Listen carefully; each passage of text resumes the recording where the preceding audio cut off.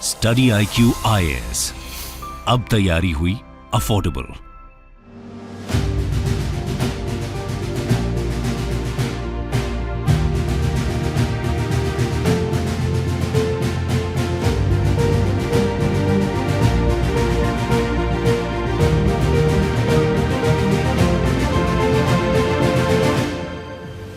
नमस्कार दोस्तों, आप सभी को स्वतंत्रता दिवस की बहुत बहुत शुभकामनाएं। Happy independence day to all of you.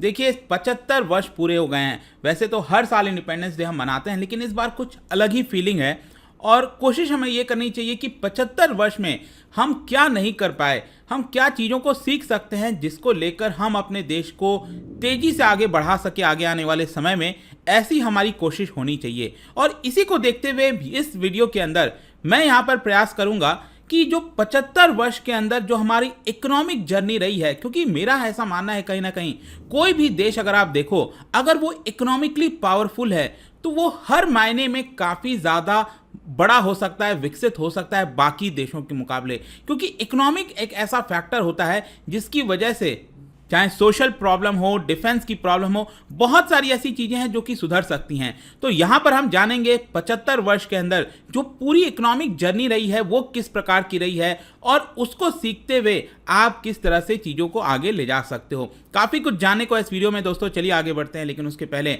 ध्यान रखिएगा, आज सिर्फ आपके पास मौका है। क्या होता है कि स्टडी IQ के द्वारा हर साल एक बार एक बड़ा ऑफर लाया जाता है इंडिपेंडेंस डे के मौके पर, और वही मौका है कि 17,500 में सोच के देखिए पूरा जो यूपीएससी का कोर्स है वो आप ले सकते हैं by using the code Ankit live. और इसके अंदर आपको 900+ hours of live teaching, prelims के लिए MCQ, daily current affairs, prelim test series या फिर आंसर राइटिंग प्रैक्टिस आपके मेंस एग्जाम के लिए, और एक मेंटर भी दिया जाएगा। सब कुछ आपको मिल रहा है इतने सारे फीचर्स के साथ, कहीं नहीं मिल सकता। इसके अलावा अगर आपको ऑप्शनल की तैयारी करनी है, पॉलिटिकल साइंस या फिर ज्योग्राफी, ये सारी चीज़ें भी आप हमारे ऐप और वेबसाइट पर जाकर ले सकते हैं by using the code Ankit live. And again सिर्फ 12,000 में ये आपको मिल जाएगा। इसके अलावा अगर आपको MCQs अटेम्प्ट करना है तो मेरे इंस्टा पेज पर जाइए, वहाँ पर स्टोरीज में जितने भी MCQs हैं उसको आप अटेम्प्ट कर पाएंगे। तो चलिए शुरुआत करते हैं और देखते हैं एग्जैक्टली हम किस चीज़ के बारे में डिस्कशन कर रहे हैं। देखिए इंडिपेंडेंस ने जो सपना दिखाया देशवासियों को, तो हर एक इंडिविजुअल का जो सपना होता है वो तो पूरा हुआ, लेकिन इसके साथ साथ जो इकोनॉमिक फ्रीडम आनी चाहिए, जो सोशल फ्रीडम, जो पॉलिटिकल फ्रीडम, वो भी हमारे पास मिली 75 ईयर्स के बाद। हाँ, अगर हम देखें तो किस तरीके से भारत जो है वो अपने आप को बदलाव कर रहा है और बहुत तेज़ी से हम $5 ट्रिलियन इकोनॉमी की तरफ बढ़ते जा रहे हैं। और कहीं ना कहीं ये सारी चीज़ों का जो पूरा ट्रांसफॉर्मेशन हुआ है वो यहाँ पर हम देखने की, समझने की कोशिश करेंगे। तो सबसे पहले मैं जाता हूँ 1947 में, जब देश आज हमारा आज़ाद होता है तो भारत की जो इंडिपेंडेंस थी वही अपने आप में एक टर्निंग पॉइंट था इकोनॉमिक इतिहास में। अगर आप देखिए, और कंट्री जो है उस समय अगर आप देखोगे उस समय का सिचुएशन तो होपलेसली पुअर था, काफ़ी गरीब था। और उसका एक मेन कारण था कि जो ब्रिटेन ने हमारे देश का डी इंडस्ट्रियलाइजेशन किया था, क्योंकि पहले के समय में हम काफ़ी इंडस्ट्रियलाइज थे। इंडस्ट्रियलाइज कहने का मतलब है कि बहुत सारे ऐसे जो गुड्स थे वो भारत में ही बनते थे, कई सारे कारखाने होते थे और एक्सपोर्ट किया जाता था। लेकिन उन सबको यहाँ पर एक प्रकार से तोड़ दिया ब्रिटेन ने, और 1/6 ऑफ इंडियंस करीब आप कह सकते हो कि लिटरेट था। मतलब 20% आबादी भी ऐसी नहीं थी जो कि लिटरेट थी उस समय। इसके अलावा पॉवर्टी बहुत ज़्यादा था, सोशल डिफरेंसेस वो काफ़ी ज़्यादा थे, और डाउट हो रहा था कि क्या भारत एक रह पाएगा कि नहीं रह पाएगा, या फिर कई देशों में ये बिखर के रह जाएगा। और इसकी वजह से इनफैक्ट एक और मैं आपको एक आंकड़ा देता हूं कि 1700 में अगर आप देखो, जो पूरे विश्व के अंदर भारत का अकेले का जो इनकम था पूरे विश्व में, उसका परसेंटेज था 22.6%। मतलब पूरा यूरोप का जो इनकम हुआ करता था 1700 में, इट वाज अराउंड 23%, वो अकेले भारत का हुआ करता था। ब्रिटिशर जब छोड़ के गए तो 1952 में आप देख सकते हो ये लगभग 3.8% पर आ गया। मतलब बहुत कम हम जो है नीचे चले गए। और इसी की वजह से यहाँ पर आज़ादी के बाद ज़रूरत था कि ऐसे यहाँ पर मॉडल्स लाए जाए, पॉलिसीज़ लाई जाए, ताकि देश को एक रफ्तार मिल सके। तो उस समय देखो, जो भी मैं चीज़ें आपको बताऊंगा आपको समझना है कि आप उस समय के आधार पर सोच के देखिए कि जो चीज़ें उस समय अपनाई गई थी वो हो सकता है कि कि जो प्रेजेंट सिचुएशन हुआ होगा उस समय, तो उसके हिसाब से ये ज़रूरत होगा। तो जो इकोनॉमिक मॉडल की अगर हम बात करें तो जो हमारे देश के पहले प्राइम मिनिस्टर थे जवाहरलाल नेहरू जी, उनका जो विजन था वो कहीं ना कहीं यही था कि जो स्टेट है, जो गवर्नमेंट है, वो ज़्यादा रोल प्ले करेगी। इंडस्ट्रियल पॉलिसी रेजोल्यूशन आया था 1948 में, जिसने प्रपोज किया कि भारत मिक्स्ड इकोनॉमी होगा, मतलब कि प्राइवेट सेक्टर और पब्लिक सेक्टर दोनों का रोल होगा। लेकिन जैसा कि आप सबको पता है कि पब्लिक सेक्टर की तरफ ज़्यादा टिल्ट था, ज़्यादा कंट्रीब्यूशन पब्लिक सेक्टर की तरफ से किया जा रहा था, सरकार का कंट्रोल था। पॉलिटिकल लीडरशिप को कहीं ना कहीं ये लगा कि मार्केट इकोनॉमी में जो हमारी प्लानिंग है वो सक्सेस नहीं हो पाएगी, और इसी की वजह से स्टेट और पब्लिक सेक्टर का ज़्यादा रोल होना चाहिए हमारे इकोनॉमिक प्रोग्रेस में। और इसी को देखते हुए आपको पता होगा उस समय जो इकोनॉमी के पर्सपेक्टिव से प्लानिंग कमीशन का गठन किया गया 1950 में। प्लानिंग कमीशन का मेन काम ये था, एक जो सबसे इंपॉर्टेंट चीज़ है वो ये है रिसोर्स एलोकेशन। जो भी हमारे देश के अंदर रिसोर्सेज हैं, पैसा है, वो किस तरह से राज्यों में बांटा जाएगा, वो सारी चीज़ों को देखना। और हर साल, हर 5 साल में 5 ईयर प्लान लाया जाएगा। एक प्रकार से ये सेंट्रलाइज्ड इकोनॉमिक प्लानिंग हम इसको कहते हैं, जो हमने यूएसएसआर से भारत के अंदर अपनाने की कोशिश की थी। तो सबसे पहला आपको याद हो जो फर्स्ट 5 ईयर प्लान आया था वो था 1951 में, और पहला 5 ईयर प्लान पर जो फोकस किया गया था वो था एग्रीकल्चर। क्योंकि हमारा बहुत सारा जो पैसा है वो हम फूड ग्रेन मंगाते थे, क्योंकि स्टार्टिंग का जो पहला 20 साल था ना आज़ादी के बाद, आपको समझना चाहिए कि हम फूड ग्रेन को मंगाते थे। आज तो क्या हम एक्सपोर्ट करते हैं, हमारे पास सफिशिएंट है, लेकिन उस समय हम मंगाते थे। स्पेशली यूएस से एक पर्टिकुलर स्कीम हुआ करता था, उसके माध्यम से भारत में जो फूड है, फूड ग्रेन है, वो आता था, और हमारा बहुत सारा जो डॉलर्स है, जो चीज़ें हैं वो चली जाती थी। और इसी की वजह से यहाँ पर एग्रीकल्चर के ऊपर पहले फोकस किया गया। फिर आगे चलकर सेकेंड 5 ईयर प्लान आपको पता होगा, महालनोबिस मॉडल जो है, उसमें इंडस्ट्रियलाइजेशन के ऊपर फोकस किया गया। खैर जो भी, इस तरह से जो 5 ईयर प्लान है वो एक इंपॉर्टेंट हिस्सा बन गया भारत की इकोनॉमिक प्लानिंग का। उसके बाद अगर हम बात करें लाइसेंस राज, ये आ जाता है हमारे इकोनॉमिक प्लानिंग के अंदर। सेकेंड 5 ईयर प्लान और इंडस्ट्रियल पॉलिसी रेजोल्यूशन 1956 आता है, और उसके अंदर पब्लिक सेक्टर के डेवलपमेंट पर ज़्यादा फोकस किया जाता है और लाइसेंस राज लाया जाता है। लाइसेंस राज का मतलब है कि जो भी चीज़ आप करोगे आपको उसके लिए लाइसेंस लेना होगा, आप सरकार के परमिशन के बिना कुछ नहीं कर सकते। और इसकी वजह से जो इंडस्ट्रीज़ हैं उनको 3 ग्रुप्स में बांट दिया गया।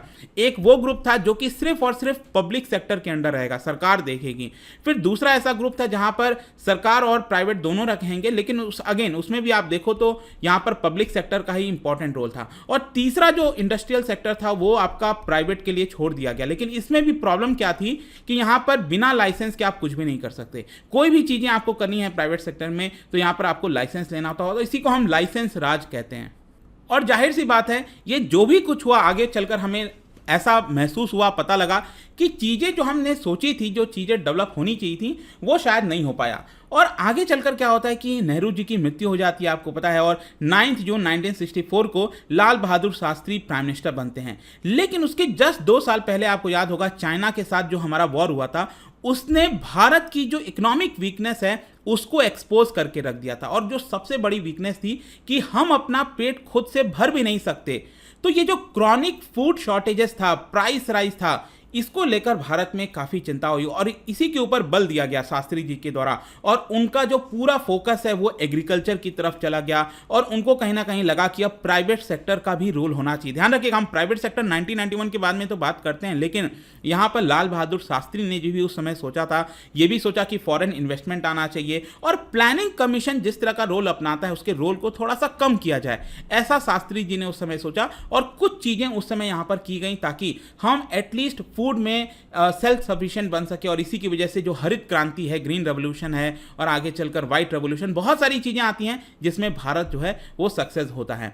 आगे चलकर इकोनॉमी के पर्सपेक्टिव से जो एक इंपॉर्टेंट कदम लिया गया था इंदिरा गांधी जी के समय, आपको याद होगा, वो था आपका बैंकों का राष्ट्रीयकरण। एक्चुअली क्या था कि जो 2 वॉर भारत ने देखे पाकिस्तान और चाइना के साथ, उसकी वजह से जो मासेज है वो थोड़ा सा टूट गई थी, हार्डशिप बहुत ज़्यादा था, प्राइस राइज, इसके अलावा इंदिरा गांधी जी ने रुपी का डिवैल्यूएशन किया था, तो प्राइस राइज काफ़ी हो रहा था। इसको देखते हुए 14 प्राइवेट बैंकों का राष्ट्रीयकरण किया गया 20 जुलाई 1969 को। इसका मेन मकसद क्या था कि यहाँ पर जो बैंक्स हैं वो ज़्यादा से ज़्यादा पैसा एग्रीकल्चर में दें ताकि अगेन हमारी जो फूड शॉर्टेज है वो कम हो सके। तो आप यूँ समझिए कि उस समय के ज़रूरत के हिसाब से यहाँ पर जो चीज़ें की गई थी वो कहीं ना कहीं सही था, लेकिन जो एक मेन मकसद था यहाँ पर कि जो बैंक को डायरेक्टली लोगों के साथ जोड़ा जाए, वो शायद उतना पूरा नहीं हो पाया। और वो मैं कहता हूँ कहीं ना कहीं आगे चलकर, अभी आपने देखा होगा जो जन धन योजना है जो अकाउंट से लिंक किया जा रहा है, तो अब आप कह सकते हो कि हर एक पर्सन के पास यहाँ पर बैंक अकाउंट हो चुका है, लगभग हर एक परिवार में।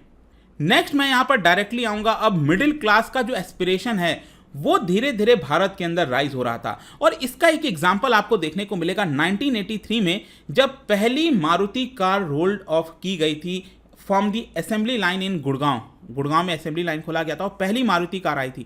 लेकिन ये जो मारुति कार आई ना, सरकार के द्वारा लाया गया था, ये काफ़ी ज़्यादा कंट्रोवर्सी से चली गई थी। ये जो कार है वो बेसिकली इंदिरा गांधी जी के जो बेटे थे संजय गांधी, उन्होंने कॉन्सेप्चुअलाइज किया था। और ऑब्वियस सी बात है, आपको पता है उनकी मृत्यु हो जाती है एक एक्सीडेंट में। और एक प्रकार से जो फ्लॉज हैं कई सारे थे इस पर्टिकुलर प्रोजेक्ट के अंदर। फाइनली सरकार को यहाँ पर एक एग्रीमेंट साइन करना पड़ा, ज्वाइंट वेंचर लाना पड़ा सुजुकी ऑफ जापान के साथ। और इसीलिए जो मारुति सुजुकी है ना, वो आपको वहीं से दिखता है।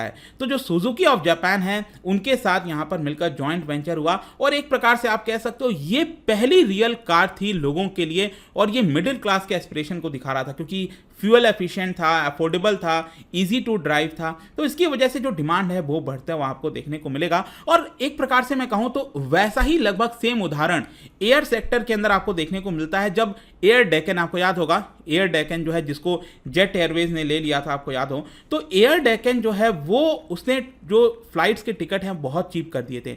तो वही कुछ आपको कार में जो हुआ था, मारुति ने जो किया था वो लगभग एयर में एयर डेकन ने किया था। ये आप देख सकते हो इस तरह से जो कार है वो मारुति 800 बहुत ही मतलब लंबे समय तक चला था मारुति 800।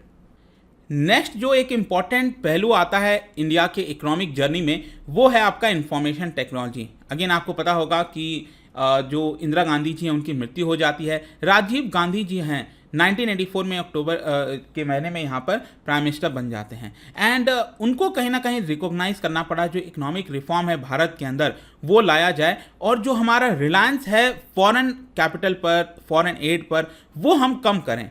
और इसी को देखते हुए उन्होंने एक टीम बनाई जिसमें आपको टेक्नोक्रेट देखने को मिलेंगे, सैम पेट्रोडा, पॉलिटिशियन वीपी सिंह हो गए, economics, market economics Montek Singh वाले, उन्होंने एक बहुत ही बेहतरीन टीम बनाई थी। And he is basically recognised and credited for ushering the information technology. आज के डेट में टीसीएस, इन्फोसिस, कई सारी जो आईटी कंपनीज देखते हो, उसका जो रूट है वो आपको कहीं ना कहीं राजीव गांधी जी के द्वारा जो पॉलिसीज लाई गई थी उसमें देखने को मिलेगा। और इसके अलावा जो टेलीकॉम रेवोल्यूशन है वो भी यहीं से ही एक प्रकार से शुरुआत होता है। कंप्यूटर का जो यूज़ है वो यहाँ से बढ़ते हुए आपको देखने को मिलता है। फिर नेक्स्ट अब हम आते हैं गोल्डन मूवमेंट। एंड डेफिनेटली मेरे लिए तो ये गोल्डन मूवमेंट था, क्योंकि जिस जाल में भारत जकड़ा हुआ था पिछले लगभग आप कह सकते हो 50 वर्षों से, 45-50 वर्षों से, पूरा जो लाइसेंस राज का सिस्टम, बहुत सारी ऐसी चीज़ें थी जो हम खुलकर भारत नहीं कर पा रहा था। और इसकी वजह से धीरे धीरे जो इकोनॉमिक प्रॉब्लम है वो बढ़ रहा था और दिख रहा था साफ साफ। ये एविडेंट होता जा रहा था कि कहीं ना कहीं इकोनॉमिक प्रॉब्लम हो रही है देश में, और क्राइसिस कभी भी आ सकता है। और क्राइसिस लगभग तय था आना। और फाइनली 1991 में जब पीवी नरसिम्हा राव और जो मनमोहन सिंह जी की सरकार बनी, उनके समय में ये क्राइसिस क्लियर तौर पर दिख गया। और इसकी वजह से सोच के देखिए, हमें 20 टन्स ऑफ गोल्ड को बेचना पड़ा था यूबीएस, इन्वेस्टमेंट बैंक यूबीएस को, ऑन 30 मई, ताकि हम $240 मिलियन जो लोन है वो ले सकें। और उसके बाद वापस से हमें करीब 3 टाइम्स गोल्ड को जो है सेल करना पड़ा था। किसको? जो सेल करके हमें लोन मिल सके अगेन $400 मिलियन का बैंक ऑफ इंग्लैंड से और बैंक ऑफ जापान से। तो हमें गोल्ड यहाँ पर गिरवी रखना पड़ा था, एक प्रकार से आप कह सकते हो।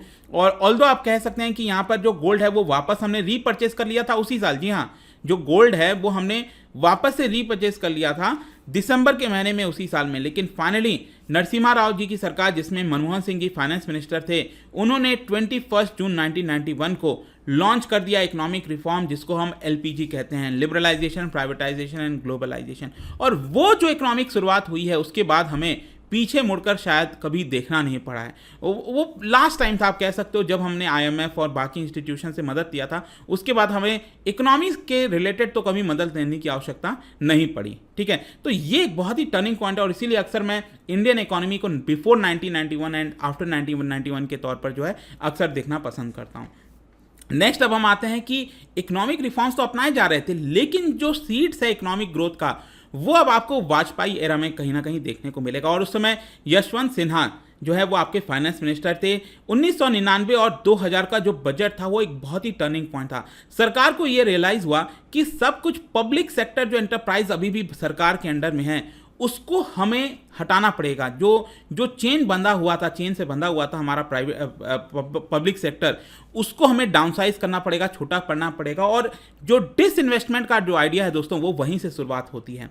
और आज के डेट तक में भी आप कह सकते हो कि जो अटल बिहारी वाजपेयी की सरकार थी, that was the only government जिसने अप फ्रंट होकर खुले तौर पर जो प्राइवेटाइजेशन है उसको लेकर वो आगे बढ़े थे। एंड थ्रू 1999-2000 बजट में आप कह सकते हो जो इंटरेस्ट रेट है वो रैशनलाइज किया गया। इंटरेस्ट रेट देखो कम करना थोड़ा जरूरी हो जाता है, क्योंकि तभी लोग लोन लेंगे, इंडस्ट्रीज लोन लेंगे और उसको निवेश करेंगे और देश में प्रगति आएगी। हाउसिंग बूम उस समय देखने को मिलता है और इसकी वजह से जो भारत को एक ग्रोथ का पुश चाहिए होता है वो आपको 1999 से देखने को मिलेगा। मैं आपको एक एविडेंस भी दिखाता हूँ। यहाँ पर अगर आप देखो 1999 और 2004, ठीक है, ये जो अगर आप देखोगे, इसके पहले अगर आप देखो 1999-2004 के पहले एक पैटर्न आपको देखने को मिल रहा होगा। वो क्या है कि इस पूरे वक्त में अक्सर जो इन्फ्लेशन है वो ज़्यादा रहती है। हर जगह देखो, ये ग्रीन कलर इन्फ्लेशन को दिखा रहा है और ये जो एवरेज जीडीपी ग्रोथ है वो उसको दिखा रहा है, ये blue colour.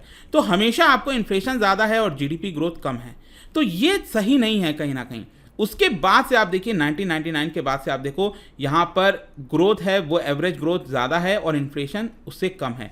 Average growth again NDA के समय, मनमोहन सिंह जी के समय में एवरेज ग्रोथ ज़्यादा है और इन्फ्लेशन कम है। ऑल्दो यूपीए 2 के दौरान क्या हुआ था कि इन्फ्लेशन डबल डिजिट में चला गया था, इसीलिए यहाँ पर इन्फ्लेशन आपको ज़्यादा देखने को मिल रहा है। लेकिन अगेन जब नरेंद्र मोदी जी की सरकार आती है तो यहाँ पर इन्फ्लेशन कम हो जाता है। ऑल्दो अभी प्रेजेंट में अगर आप देखोगे तो इन्फ्लेशन वापस से तेजी चला गया है। अब देखना होगा कि ये कितना सस्टेन करता है नहीं, बट अभी तक आप कह सकते हो कि हमारा ग्रोथ जो है अब थोड़ा सा सही चल रहा है। पिछले एटलीस्ट 20 वर्षों से काफ़ी तेज़ी से हम बढ़े हैं। लेकिन हाँ, डिबेट हो सकता है कि और ज़्यादा होना चाहिए था, कर सकते हैं। तो इफ्स एंड बट्स तो बहुत कुछ हैं, लेकिन अगेन ये सारी चीज़ें देखने को मिली थी।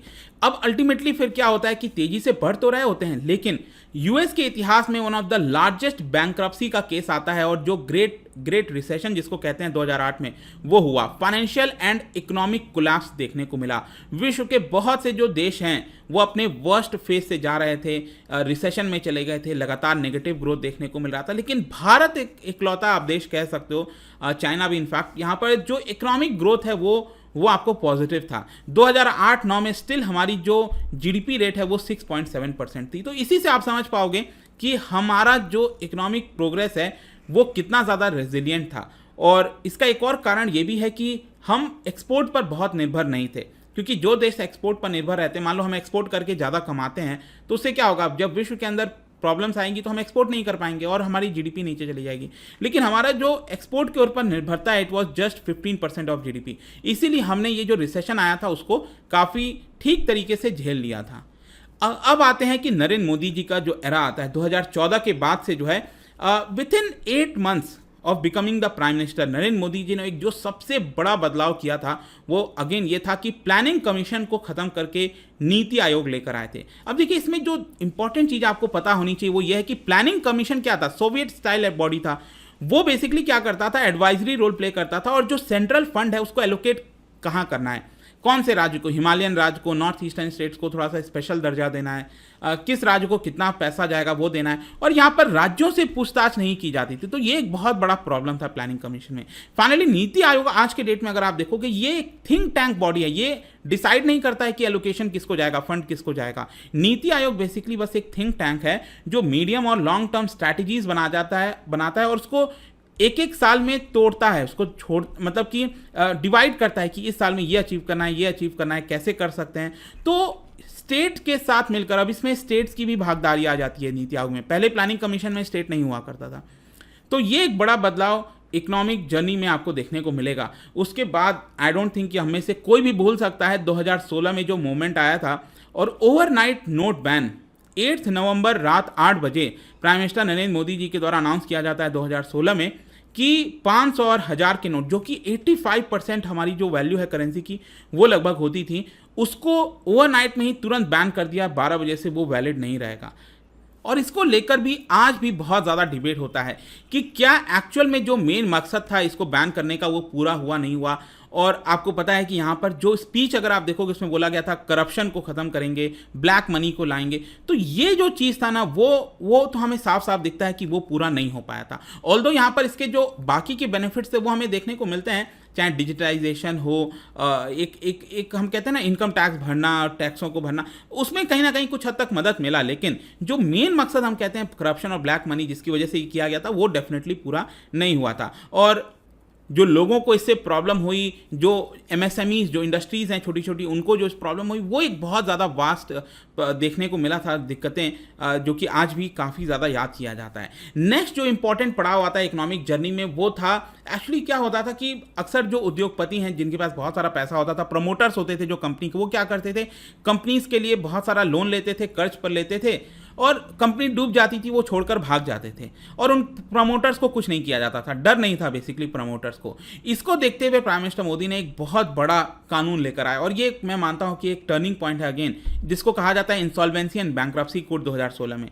और इसकी वजह से क्या हुआ कि जिम्मेदारी बनाई गई प्रमोटर्स के ऊपर कि ऐसा नहीं है कि प्रमोटर्स जितना चाहे पैसा लेंगे और छोड़कर भाग जाएंगे, उनको जिम्मेदारी लेनी पड़ेगी।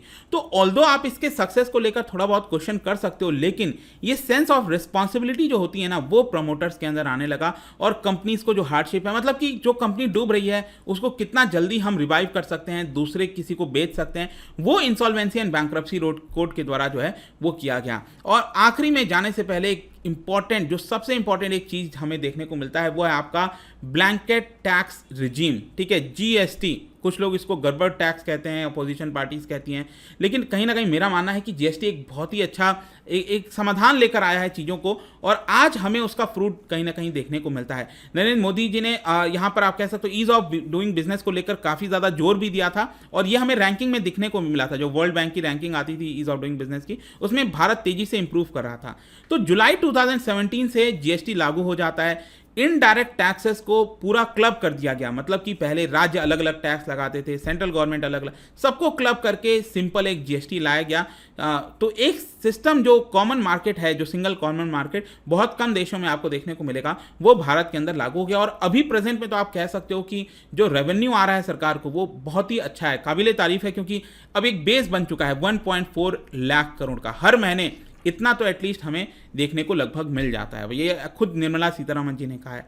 और फाइनली कंक्लूजन क्या है, देखो कंक्लूजन यही कि आगे आने वाला समय, और अभी भी अगर आप देखोगे तो स्टार्टअप्स एक नया बिजनेस मॉडल बन चुका है। यंग एंटरप्रेन्योर्स जो एक्सपेरिमेंट कर रहे हैं ऑनलाइन रिटेल, पेमेंट, डिलीवरी में, एजुकेशन, सॉफ्टवेयर, हर जगह, और 100 से ज़्यादा यूनिकॉर्न बन चुका है भारत के अंदर, आपको पता है। तो ये जो स्टार्टअप का राइज है, एक नया इकोसिस्टम क्रिएट हो रहा है, इन्वेस्टर्स आ रहे हैं, और भारत तेजी से $5 ट्रिलियन इकोनॉमी की तरफ बढ़ा है। बात बस यही देखना है कि कितना जल्दी हम इसको अचीव कर सकते हैं, ठीक है। तो ये पूरी जर्नी थी दोस्तों। आई होप कि देखो बहुत सी ऐसी चीज़ें हैं जो छूट सकती हैं, और आप बता भी सकते हो कमेंट सेक्शन में, लेकिन ये कहीं ना कहीं मेरे हिसाब से जो है एक इम्पॉर्टेंट जो पॉइंट्स थे जो आपको सबको पता होना चाहिए 75 ईयर्स के जर्नी में, वो था इसके बारे में। जाने से पहले एक interesting question, market stabilization bond, ये काफ़ी न्यूज़ में रहा था, स्पेशली जो डिमोनेटाइजेशन हुआ था उसके दौरान भी। तो क्या बता सकते हो मार्केट स्टेबलाइजेशन बॉन्ड जो है वो होता क्या है? इसका राइट आंसर आपको पता ही है, मेरे इंस्टाग्राम पर तो मिलेगा ही, वहाँ पर अगर आप नहीं हो कोई बात नहीं, टेलीग्राम से भी ले सकते हैं इसका सही उत्तर। मैं कई सारे जो MCQs हैं वो यहाँ पर स्टोरीज में डालता रहता हूँ। बाकी अगर आपको PDF चाहिए तो टेलीग्राम पर आइए, अलग अलग सोशल मीडिया पर आप जुड़ पाओगे। और जैसा मैंने बताया यूपीएससी की तैयारी दोस्तों अब आप कर सकते हो bye using the code Ankit live, और सिर्फ आज के लिए ध्यान रखिएगा 17,500 के लिए वैलिड है ये पूरा कोर्स। जल्दी करिए, ये ऑफर मिस ना हो जाए। आई होप कि वीडियो आपको पसंद आया होगा। मिलता हूं आपसे next time, till then thank you very much, see you soon. Study IQ IAS, अब तैयारी हुई अफोर्डेबल।